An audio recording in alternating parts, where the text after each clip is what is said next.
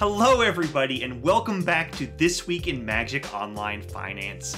I'm your host Chaz Andres, coming at you from scenic Colorado, and well, you may not be able to see the beautiful mountains that are right outside this window, but needless to say, I am now among them.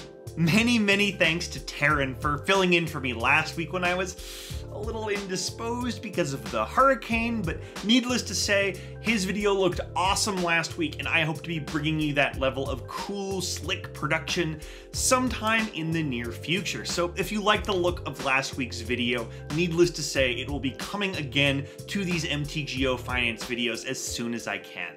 But let's move on to our biggest story of the week, which of course is that we now have access to the entire Guilds of Ravnica spoiler, and boy, is this set good. Fingers crossed it leads to a really balanced and fun standard format, because I'm very excited to see a lot of these cards in action. Now, of course, we're not going to really know which cards are hits and which cards are really misses until we get at least a little bit of game data under our belts. But if I'm looking at the spoiler right now, my money is on the Boros. First of all, aggro decks are usually the first thing people figure out in a new format, and second of all, cards like Aurelia and Tajik look really good. The Boros look powerful, and I guess that people are going to figure this deck out early on, which could lead to some serious price increases for Boros cards during the first few weeks of the format's legality. So if you're looking to buy in early, Boros is where my money's at right now. The other guild I really like right now is the Golgari.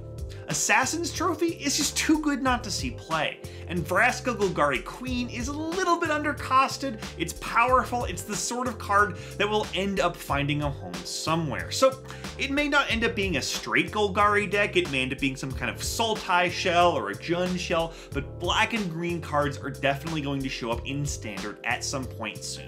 On the flip side, I'm just not sold on the Izzet. Like, Niv Mizzet's really powerful, but it's so hard to cast, and Thousand Year Storm just feels slow. I mean, I really want a card like that to be good, but I don't really see it. And Ral, well, he's powerful, but honestly, I'd just rather run it to fairy-based control deck, and there's just no reason to dip into red when blue-white is so good right now as a control color.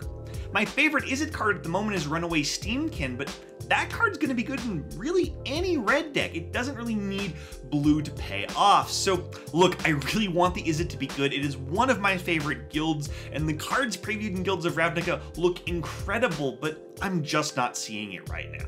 Let's move on to gaining ground, where in Standard it was Teferi, Hero of Dominaria, gaining 6 tickets from 32 up to 38, and this actually matches Teferi's historic high, at least on MTGO, but there's a very real chance the card isn't done growing. Here's the thing.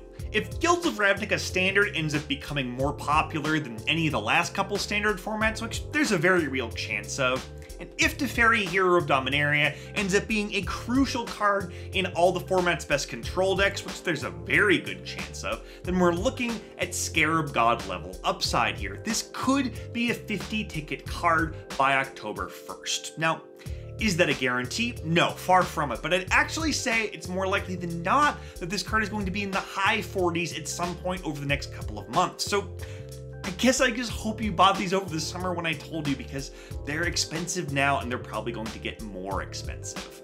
Now, before we move on, I wanted to draw your attention to another gainer this week.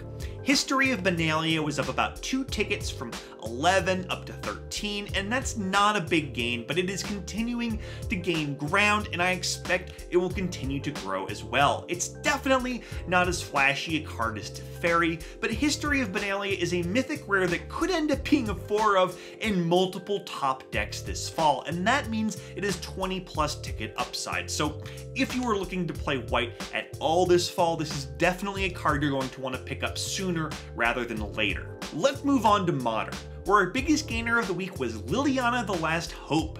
It gained about 4 tickets, going from 46 up to 50, and this continues a slow but steady gaining trend that's been happening for a couple of months now.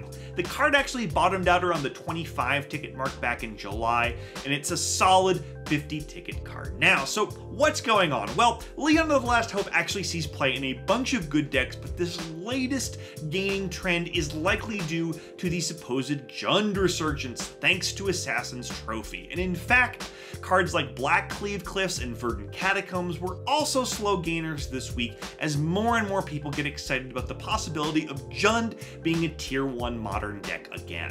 So here's the thing. I'm bullish about Liliana the Last Hope's long-term future. I think the card is very good in Modern. It will continue to see play in a lot of good decks.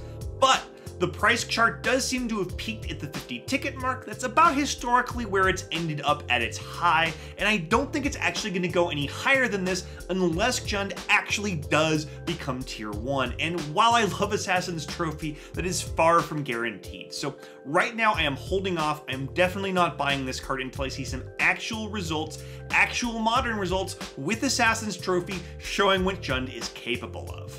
Let's move on to the biggest loser, where in Standard it was yet again Rekindling Phoenix. Rekindling Phoenix dropped another 5 tickets from 28 down to 23, and this is a pretty big tumble, especially considering that the card was as high as 40 tickets back in August. So you sold your copies back when I told you to, right? Because if not, you've lost a lot of money.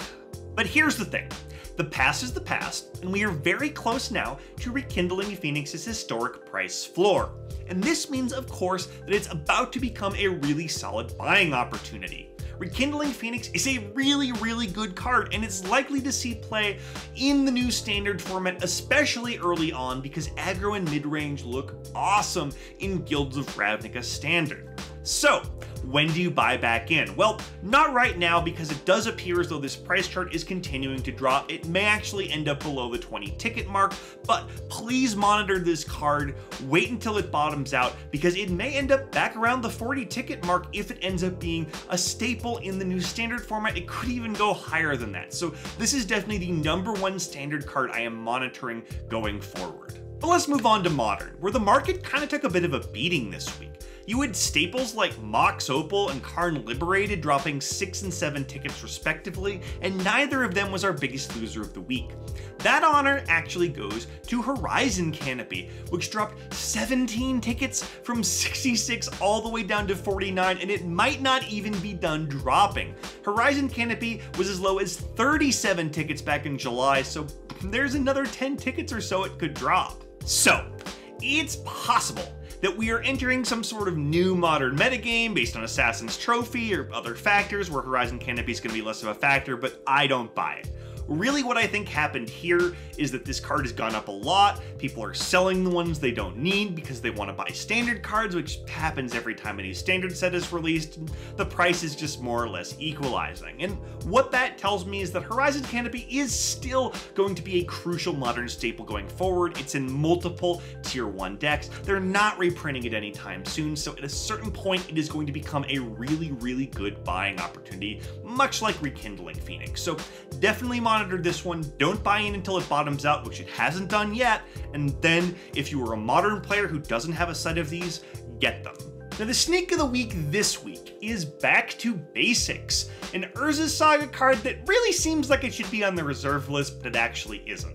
It was a pretty stable 20 tickets for quite a while, but it has been gaining like crazy lately. It's up to about 40 tickets right now and shows no sign of slowing down. It's one of those really good legacy cards that could end up around the 60 ticket mark or even higher before it settles out. It's probably not going to be reprinted anytime soon, but just be careful about going too deep, because this is the kind of card that WotC can see the price increase and increase the treasure chest drop rate to compensate. So there is still money left to be made here, but it's a little riskier than it seems. As always, we're going to end the week by taking a look at the MTGOTraders sales data over the past 7 days. And this gives us a great idea of which cards are selling the most, regardless of price increases and decreases and other things like that. Now, looking at the overall sales by volume, it's clear that we are in the calm before the Guilds of Ravnica storm. Standard stuff isn't really selling right now as people wait and see what's going to happen, and we've got rares like Flooded Strand and Thoughtseize near the top of this list, as well as Snapcaster Mage, which is actually selling better than I've seen it sell at any point since I've been tracking this card. So it's possible that we're going to start to see some increases for Snapcaster Mage as Modern moves a little bit in that direction. Now, in terms of overall sales by price, it's even more clear that people are more or less holding off on Standard until we have some actual results. Teferi is selling pretty well, but the top 5 is all Modern staples. It's things like Scalding Tarn and Mox Opal and Jace the Mind Sculptor and clear slam dunk staples. So that's what people are buying right now. Eternal staples they know they're going to need as they wait to see how the Guilds of Ravnica Standard metagame develops. And that's all I got for you this week. Thank you so much for watching. I am Chaz Andres. I will see you next Monday morning for yet another episode of This Week in Magic Online Finance. Thank you for watching the video. If you enjoyed the video, make sure to smash that like button. Subscribe to the channel for more awesome MTG content just like this. And make sure to tap the bell icon to be notified whenever a video is made live. If you want to keep watching content, here are 2 more videos for you. This video and many others are sponsored by MTGOTraders and Cape Fear Games. Buy and sell digital singles to build your online collection today with MTGOTraders, and get your paper singles, accessories, and much more from Cape Fear Games. Whatever your Magic needs, both places have you covered.